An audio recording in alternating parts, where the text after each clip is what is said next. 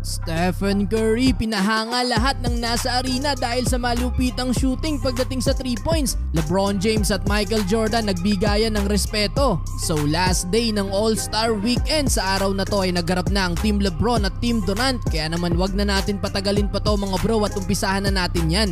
Start of opening quarter mga bro, agad na nagpaulan ng 3 points etong greatest shooter of all time na si Steph Curry. 2 tres agad ang nagawa niya sa quarter na yan mga bro. Samantalang etong si Ja Morant naman, ginising ang crowd mula sa kanyang malupit na alley-oop reverse dunk, habang balak din sirain nila LeBron at Giannis etong ring, kung saan under 6 minutes ay back-to-back na dumakdak dyan si Giannis. Sa Team Durant naman nanguna etong si Joel Embiid na unang nakapagdala ng double digit with 11 points. Pero dahil sa ginawang back-to-back 3 points ni Luka, nakakuha ng Team LeBron ng first quarter 47-45. Second quarter nung ipinasok na etong si LaMelo Ball, sa pagpasok niya talagang sigawan din ng crowd mga bro. Unang highlight na ginawa niya ay yung between the leg pass niya para kay Murray. After niyan sinubukan niya makipagpalitan ng tres kay Curry, kung saan 3 magkakasunod na tres ang nagawa nga dyan ni Curry. Pero sa uli, alam naman natin kung sino ang panalo dyan, of course. Walang iba kundi si Curry, kung saan nakapagtala lang naman siya ng 8 3 points sa first half, at another record yan para sa kanya. Under 2 minutes mga bro, heto na naman si Ja, kumanana naman ang isang matinding alley-oop dunk.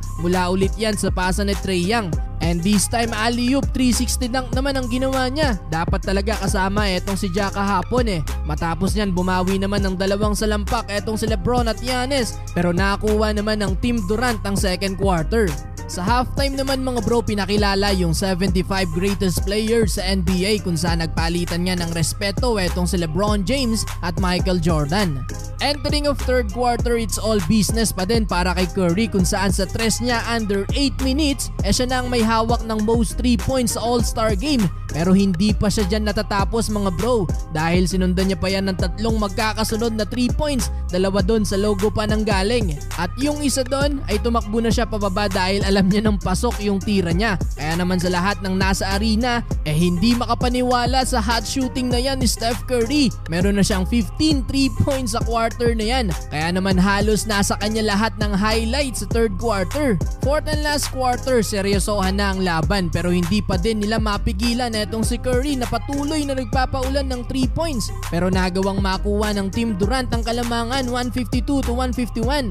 Pero dahil kay Giannis, bumalik din agad sa Team LeBron ang kalamangan.